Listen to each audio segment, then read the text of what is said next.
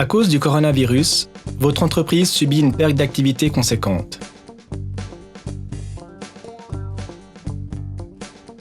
Vous n'arrivez plus à occuper vos collaborateurs, mais vous devez continuer à payer leur salaire.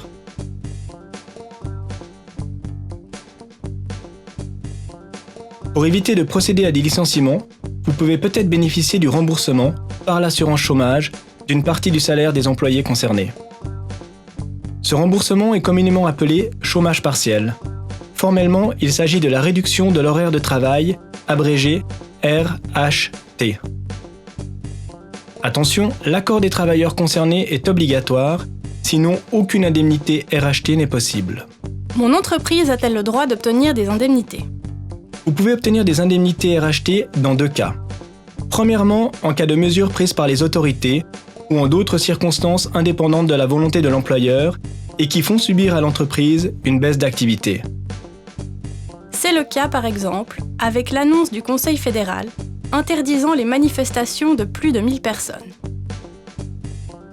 Deuxièmement, si l'entreprise subit une perte d'activité et que cette perte est due à des raisons économiques, c'est-à-dire une baisse du carnet de commandes ou du chiffre d'affaires. C'est le cas par exemple d'un traiteur qui voit son carnet de commandes vidé suite à l'annulation des manifestations pour lesquelles il devait travailler.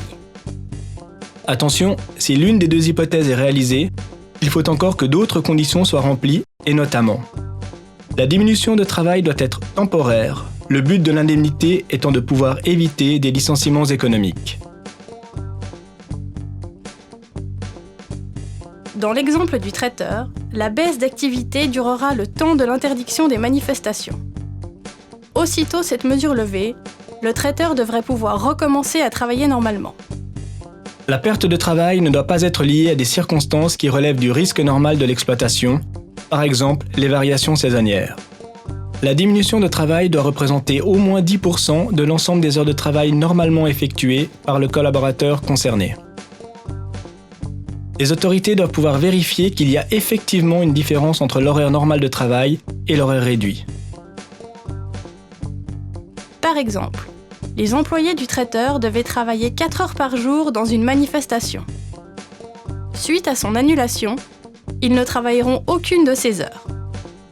Les contrats des travailleurs concernés ne doivent pas avoir été résiliés, peu importe qu'il s'agisse de licenciement ou de démission. À partir de quand mon entreprise peut-elle obtenir des indemnités ? En principe, l'indemnité RHT intervient dès le 11e jour suivant le dépôt de la demande. Dans le cadre du coronavirus, elle intervient dès le 1er jour. À noter qu'il y a en plus un délai d'attente de 2 jours pour les 6 premières périodes de décompte, puis de 3 jours dès la 7e période de décompte.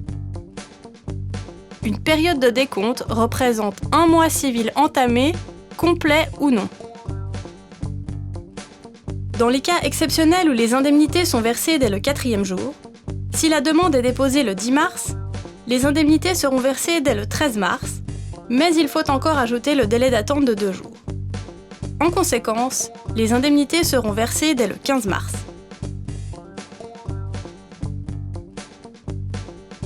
Pour combien de temps l'entreprise peut-elle obtenir des indemnités ? Le droit à l'indemnité est de 12 périodes sur un délai cadre de 2 ans.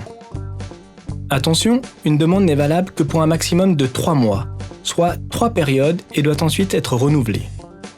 La demande de renouvellement doit être faite au plus tard 10 jours avant la fin de la période accordée par l'autorité compétente. Par exemple, si le traiteur commence à percevoir des indemnités le 22 mars 2020, il pourra toucher celles-ci de manière continue jusqu'à fin février 2021 au plus tard. Quel est le montant de l'indemnité ?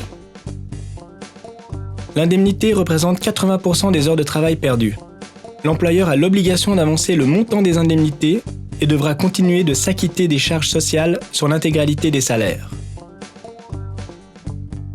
Imaginons que dans notre exemple, les employés du traiteur travaillaient à 100%. Ils n'exercent désormais plus aucune activité. L'employeur doit donc avancer 80% du salaire brut.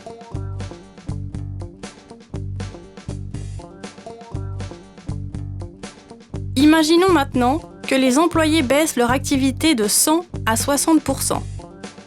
Ils perdent donc 40% d'activité. Les indemnités représentant 80% du travail perdu, elles seront de 32%, soit 80% de 40%.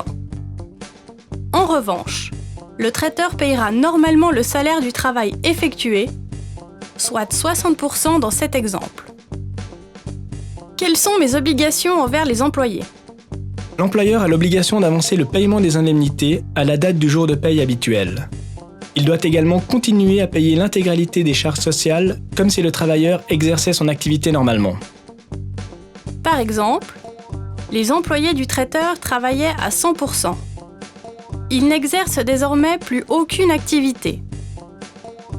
L'employeur doit verser 80% du salaire brut au travailleur et payer la part employeur des charges sociales sur 100% du salaire. Quelles sont les démarches à entreprendre ? Si votre entreprise répond à l'ensemble des critères énumérés, il faut remplir au plus vite le formulaire « Demande de préavis de réduction de l'horaire de travail » téléchargeable sur le site du SECO ou des offices cantonaux de l'emploi. Le tutoriel suivant vous aidera à remplir ce formulaire.